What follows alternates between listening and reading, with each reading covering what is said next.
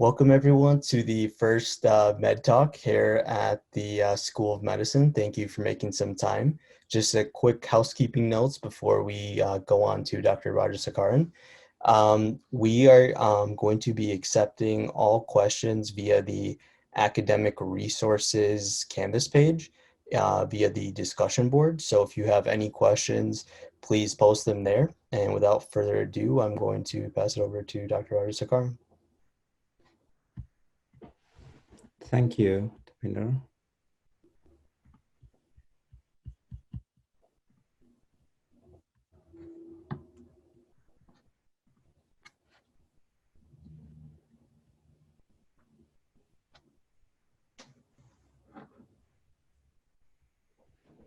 Okay, good evening, everyone. And I'm Senthil Kumar Rajashekharan. I'm the Senior Associate Dean for Undergraduate Medical Education and Curriculum Affairs. And welcome to the first Med Talk series.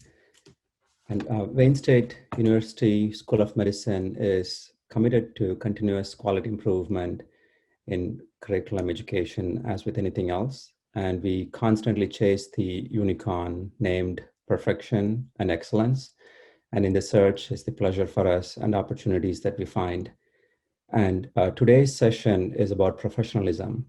We assume that 99% of us are and want to be professional, and the remaining 0.1% don't really know that they're unprofessional and are willing to course correct if coached appropriately. Finally, like the world around us, we are also really good at punishing if we are unprofessional, and we have been so far up until this moment. But if we do anything above and beyond, like the world, we also are not good at rewarding it. When I searched the internet for this presentation about unprofessional or professionalism, medical school, all those keywords, this is the pictures that I found. And I didn't find anything that's rewarding. It's either the hammer justice approach or, come to the principal's room, let's meet approach. And why is professionalism important? Professionalism is the bedrock of our sacred profession. And the ACGME stands for Accreditation Council for Graduate Medical Education, if you didn't know that.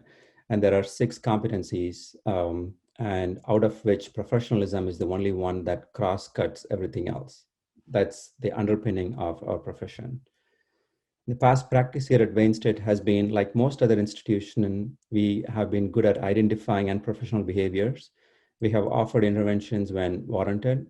We did not have a structured and safe course correction method up until now. And except for isolated programs, there was no reward or recognition for exceptional behavior as well. And this is one such example that was led by Dr. Diane Levine.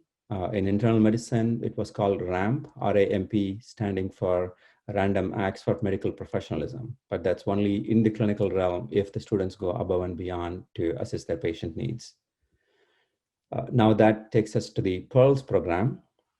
We are super excited and want to thank the team here in front of you who made this happen.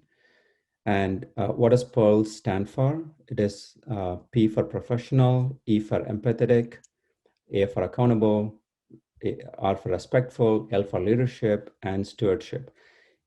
Each of these means a lot. And this is each one can be a separate presentation on its own, but for even at a surface face value, whatever it means to you is what it means to us most likely. And then we have an opportunity for recognizing each of you and the entire student body if they go above and beyond in any of these domains. The key features of this is easy to report, it's easy to monitor, easy to understand, and easy to reward and recognize. And now I'll turn it over to Dr. Brennan for why did we do it now? So as many of you know, hopefully all of you know, that the School of Medicine has really been undergoing almost a cultural evolution, defining and redefining what kind of school do we want to be, and also what kind of student do we want you to be, and what kind of student do we want to graduate. And so why now? Why not now?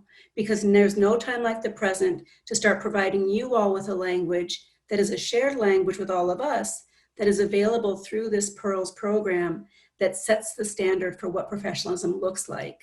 It's, as Dr. Rajasekaran mentioned, it's easy to understand, it's easy to interface with, and it's easy for us to give you formative kinds of feedback as you are growing and developing into the clinician that you're going to be. So that is the impetus for doing this. And we hope that you all embrace this as an opportunity for more learning and more development as the excellent physician you will be. And I'll turn it over to Ms. Roberts. Thank you. So building off of both what Dr. Rajasekaran and Dr. Brennan said, talking kind of about the nuts and bolts of Pearls and Maxian. So as was mentioned in the email that went out yesterday, Maxian is this university portal that we're using to help us track this information.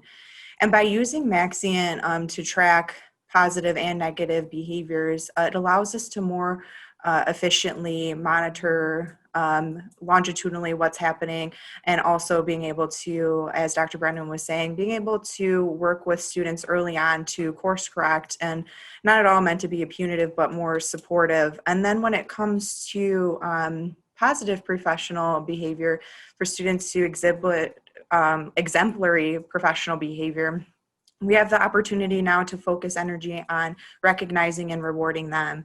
And so how this works is when a faculty or staff member sees a student who's going above and beyond, and in the cases that they're acting unprofessional, there's a central reporting form for faculty and staff to submit their report on the situation. And so when a student does something above and beyond, they can document that and make sure that the student gets recognized. And so the way we're going to do that is in a tiered program with Pearls. And so students who receive one positive report will be given a highlighted feature in the School of Medicine newsletters. So we'll be able to highlight their achievements, and also if a student continues to display positive professional behavior and goes on to earn a second report, then they would be given a Pearls branded lapel pin to sport on your white coat, as well as a School of Medicine gift item, just as a little reward for your, your exemplary behavior. And then additionally, if a student earns 3 positive professional reports, then they will be given a notation in their MSPE letter, as well as a be invited to an award ceremony where they would be the guest of honor and highlight their professionalism at the School of Medicine. And so we're really excited to be able to reward students who display positive professional behaviors as physicians in training. And then something else we wanted to mention too is just because something is submitted through this reporting form doesn't mean it necessarily impacts your student record. So anything that is submitted is an internal record, doesn't go on your permanent record. And if anything that was reported through this reporting form ended up on your permanent record, it would only do so by going through due process. So only students who receive those 3 reports over the course of the 4 years of medical school would get the MSP notation. And then conversely, students who have unprofessional reports would have to go through the due process of a professionalism hearing, and it would only be an outcome from that hearing that would result in a notation. So this is really just a way for us to more effectively track the reports that come in, and to be able to more quickly and easily recognize those students who are going above and beyond. And so just want to take a moment to thank you so much for joining us for the inaugural Med Talk. And we look forward to having more of these to cover topics that are important and pertinent to you. And so we look forward to seeing you again here on October 21st. Thank you. Take care. Thank you. Great.